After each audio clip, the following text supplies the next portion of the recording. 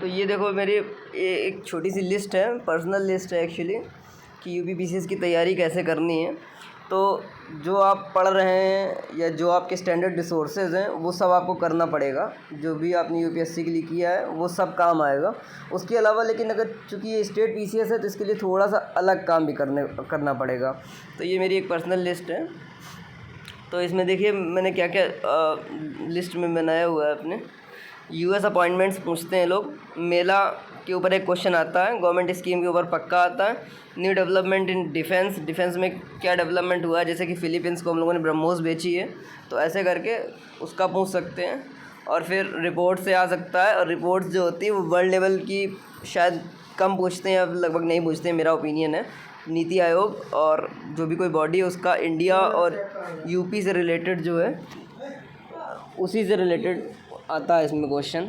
और फिर अवार्ड से रिलेटेड एक क्वेश्चन आएगा कि जैसे अभी रेत समाधि को मिला है, तो रेत समाधि को कौन सा अवार्ड मिला हुआ है, मेरे को कमेंट करके बताना।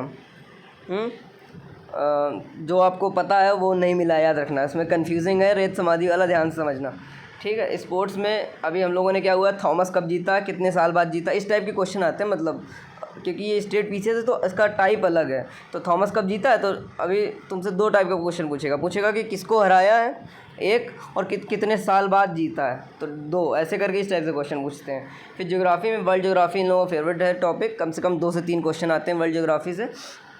कि फिर रिसोर्सेज में क्या होता है, 56 ठो रिसोर्सेज होते हैं, तो 56 ठो नहीं फॉलो करने हैं। लेकिन फिर भी मैंने यहाँ पर लूसेंट इसलिए लिख दिया है कि लूसेंट जो है, जब आपको कभी फ्री टाइम हो, है ना, और बहुत आप डीपली तैयारी नहीं कर रहे हैं, ये सबके लिए मैं बोल रहा हूँ, जो भी क्लास 10th में या 12th में है या बीएससी फर्स्ट ईयर में, यानी कि जो ग्रेजुएट नहीं है, जब आप फ्री टाइम है तो आप हैवी किताबें मत पढ़िए, तब आप लूसेंट पढ़िए। लूसेंट को अगर एक दो बार पढ़ लेंगे तो बहुत सारी ऐसी चीज़ें, इन्फॉर्मेशन आ जाएगा जो आपके लिए बहुत मदद करेगा। एग्जांपल देता हूँ, जैसे लूसेंट से एक क्वेश्चन आया था कि कौन सा ऐसा ग्लास है जो अल्ट्रावायलेट रेज़ को एब्जॉर्ब कर लेता है, ठीक है ना, तो उसका आंसर था क्रूग्ड ग्लास। सिमिलरली यूपीएससी में भी अभी भी आया क्वेश्चन, 5 जून को जो पेपर हुआ उसमें एक क्वेश्चन आया था कि फाड़म क्या है, ठीक है, फड़म, तो वो वाला जो क्वेश्चन वो भी लूसेंट में दिया हुआ है। मोटी मोटी बात ये है कि लूसेंट क्या है, लूसेंट एक पॉइंटर्स हैं उसमें छोटे छोटे, ठीक है, तो वो अगर पढ़ लोगे तो बहुत काम आएगा। आगे बढ़ते हैं। यूपीएससी में एक्सप्रेस वे इस टाइम बहुत बन रहा है, तो एक्सप्रेस वे के ऊपर एक क्वेश्चन आ जाएगा। फिर मूवी जो जीता हुआ है तो इसमें से एक क्वेश्चन आ सकता है। 1 डिस्ट्रिक्ट 1 प्रोडक्ट इस पे आ जाएगा। डेज एंड थीम पक्का एक क्वेश्चन आएगा। बुक्स एंड ऑथर पक्का इसके ऊपर एक क्वेश्चन आएगा, ठीक है ना। फिर islands and lakes continent wise, इसको मैंने अपने लिए लिखा था क्योंकि इस बार यूपीएससी में क्वेश्चन आया था जो कि मैं कर नहीं पाया था, हालांकि कर लिया था मैंने, 2 एलिमिनेट कर लिए थे, जिसमें पूछा हुआ था कि कौन सी लेक जो है जो अभी तक अब रेगिस्तान बन गई, तो मैंने विक्टोरिया हटा दिया उसमें। विक्टोरिया हटाने के बाद चौथा वाला भी ऑप्शन हटा दिया, मेरा एक्चुअली बी था, पेपर बी था, ठीक है, तो पहले ऑप्शन में विक्टोरिया था और चौथे वाले में कोई एक था वो भी हटा दिया था, तो ऑप्शन में 2 बचे थे, एक फूगी बियामा ऐसा करके कुछ बना था, और फिर दूसरा ओल्टा, हाँ चौथा वोल्टा था, ठीक, याद आ गया। तो वो वाला टॉपिक जो है वो कहाँ से मिलेगा, वो मिलेगा कॉन्टिनेंट में, लेक्स के अंतर्गत मिलेगा, ठीक है, तो वो मैंने अपने लिए लिखा था। फिर labour codes last year question आया था कि कौन कौन से जो एक्ट्स हैं अमलगमेट करके इकट्ठा किए गए, तो इसमें इससे क्या पता चलता है, गवर्नमेंट ने जो एक्ट पारित किए ना उनमें थोड़ा सा नज़र होनी चाहिए तुम्हारी।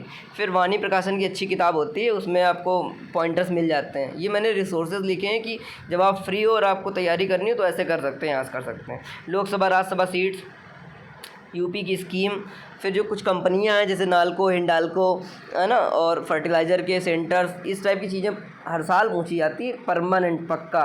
तो किसी कोचिंग से आप करेंगे ना तो भाई कोचिंग वाले को तरीका अलग होता है, लेकिन अपना तरीका अलग है। अपना तरीका ये है कि अगर सेंटर पूछा है तो कम से कम 10 से 15 की एक लिस्ट बना लो, उसको 1 से 2 बार पढ़ लो, तो शायद से तुम कर पाओगे, प्रोबेबिलिटी हाई रहेगी। एक ना एक सेंटर ज़रूर आता है। एग्ज़ाम्पल जैसे कि फॉरेस्ट इंस्टीट्यूट, जैसे कि कज़ारी CAZRI ये कहाँ पे है, जैसे कि CFPRI कहाँ पे है, जैसे कि IIPR कहाँ पे है, इस टाइप के क्वेश्चन। फिर GI टैग्स जो है बहुत इंपॉर्टेंट है, पक्का इसके ऊपर एक क्वेश्चन आएगा। एग्जांपल मैं ही पूछ लेता हूँ एक क्वेश्चन, बताओ अच्छा यूपी का नवा रामसार साइट कौन सा, रामसार के ऊपर ये क्वेश्चन हो गया, ठीक है। तो ऐसे जैसे रेड चिलीज़ हैं, हम लोगों ने एक्सपोर्ट करी हैं अभी रेड चिली वाराणसी की, तो GI टैग्स वगैरह देख लेना। विटामिन से क्वेश्चन पक्का आता है। जैसे कि परनीशियस अनीमिया किससे होता है, पेलेग्रा किससे होता है, इस टाइप से बांझपन वाली समस्या किस वाली बीमारी से होती, किस वाली विटामिन से होती है। डेजर्ट से क्वेश्चन आता है, फिर ट्राइब से, है ना। फिर देखिए इस तरीके से ग्रैंड स्लैम भी बहुत इंपॉर्टेंट है। क्यों? क्योंकि क्या नाम उसका, राफेल नडाल, उसने जो भी दो ग्रैंड स्लैम जीते हैं, बहुत ही इंपॉर्टेंट ग्रैंड स्लैम जीते हैं उसने। पहला सबसे हाईएस्ट ग्रैंड स्लैम विनर बन गया वो, और दूसरा उसने कितनी डिफ़िकल्टी में, under immense strain and pain, बहुत ही उसको दर्द वर्द हो रहा था, उसके बावजूद वो उसने खेला और उसने जीता है। तो इस टाइप से वो बहुत ही मतलब काफ़ी उसकी तारीफ़ की गई कुल मिला करके। तो इस पे एक नज़र डाल सकते हैं कि ग्रैंड स्लैम किसने किसने जीते हैं, है ना।